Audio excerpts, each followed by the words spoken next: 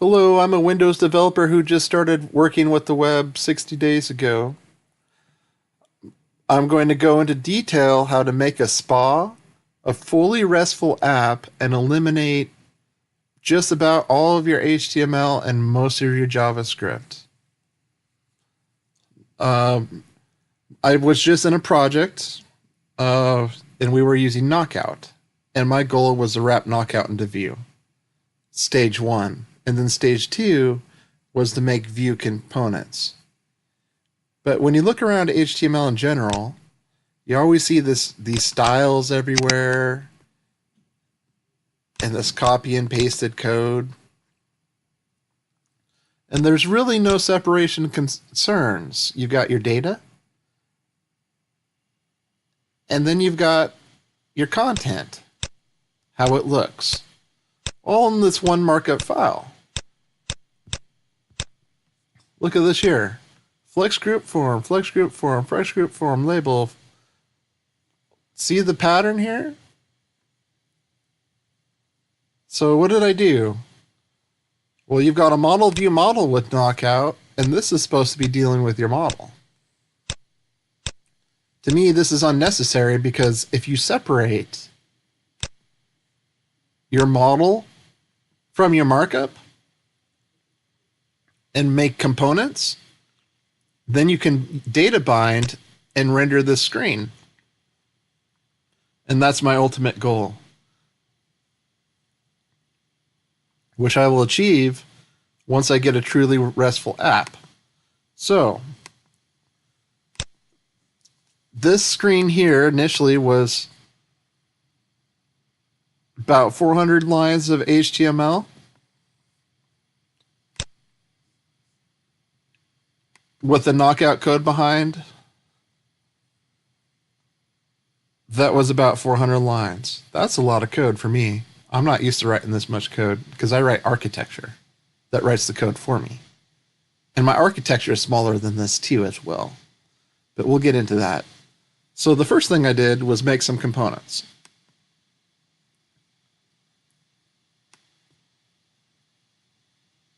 And the first component I made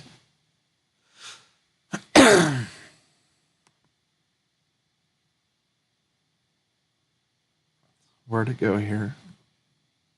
Oh, form groups. Was the FG text box.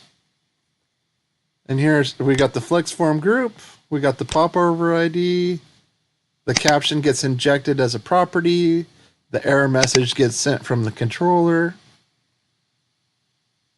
It's got a value changed event and a value. But as you see, this is how it looks, and it uses some of the data, but it's not setting the data. That's for the model. The model drives the data, and the view drives the looks. That's separation of concerns, folks. I try to write architecture from people, and my architecture usually does almost everything for them, and then they say, well, that's not separation of concerns. And then they write stuff that looks like this, and this is concerned about everything. This isn't separation of concerns. The architecture should use itself. You shouldn't have to use the architecture every time.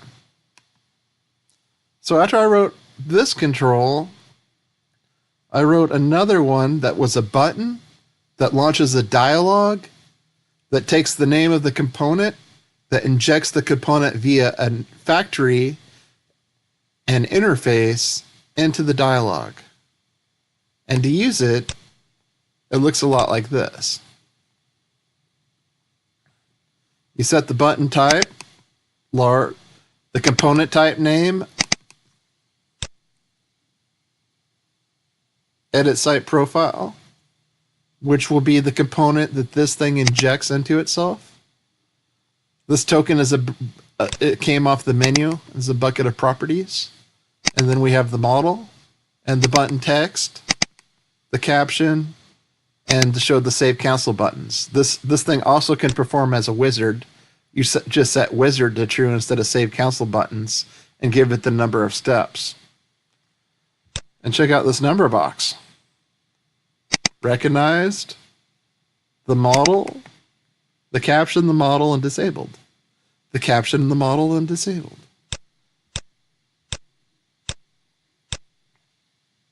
The caption. Here's a little bit of markup. I will eliminate all of it sooner or later. Because my goal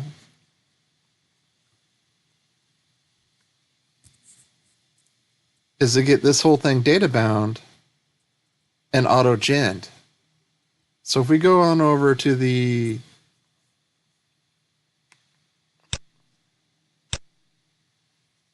this view,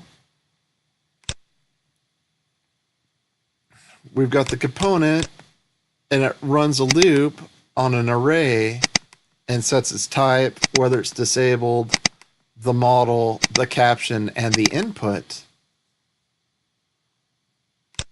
And that's the whole UI, all the HTML, all 25 lines of it. And when I'm done with it, this is all going to go away too.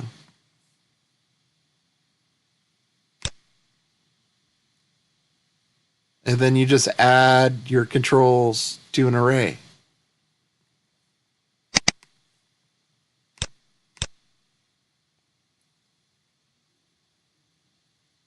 And it sets the properties for you. Right here like this.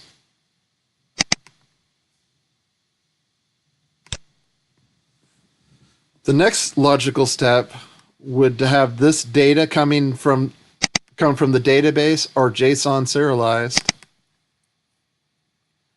And then the next logical step would be get a designer out here and have controls that can design themselves. And that's my goal. I'm going to make a menu. It's going to have add button, an add control button, and these controls are going to pop on the menu, and then their properties I'm going to reflect or just look at the values, since JavaScript's so powerful, and spit out the properties as checkboxes and strings, and people will be able to set all the properties of their controls, and then it's going to generate an array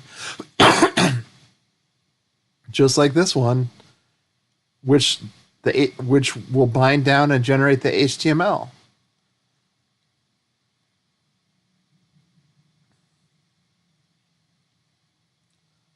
So that's my goal. Let's look at the Vue controller really quick. These components will be coming out on GitHub and my website once I introduce it, once I've complete this.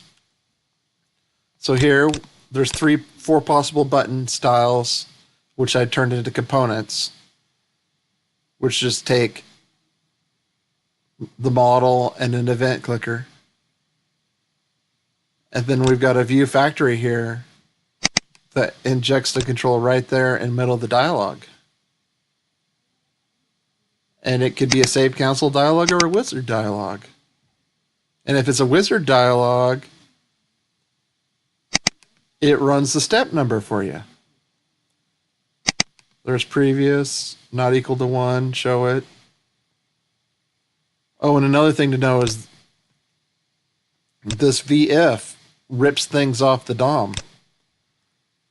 So when this control renders, it's going to look like one of these buttons until it's clicked on. Then it's going to create the dialog.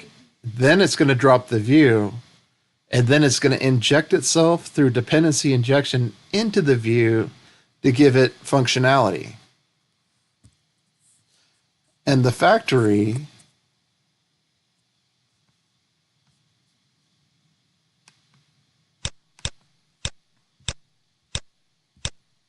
exposes an interface that the Vue controller uses to reset the controls, close the controls, save them, load Vue, and then you import this way here, and a hot imports it when one of these controls are made.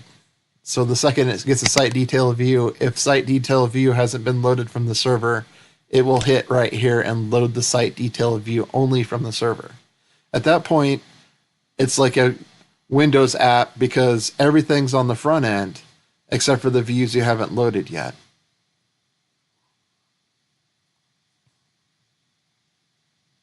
So this is my first video in a series. My goal is within the next week or two to be able to generate a website right in front of you by driving the data which drives the controls, because I separated my concerns.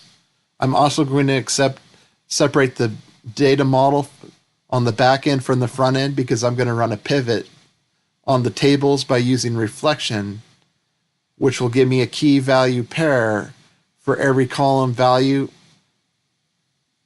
And then I'm going to have a generic data access layer that runs off of the name of the module, select module blah and module blah for stored procedures. And that's going to and I'm going to only have one API access point to my server, which is going to totally separate the concerns from the client and the server, and each little piece will be concerned about themselves, and I won't be concerned about much. So that's video 1 of my series.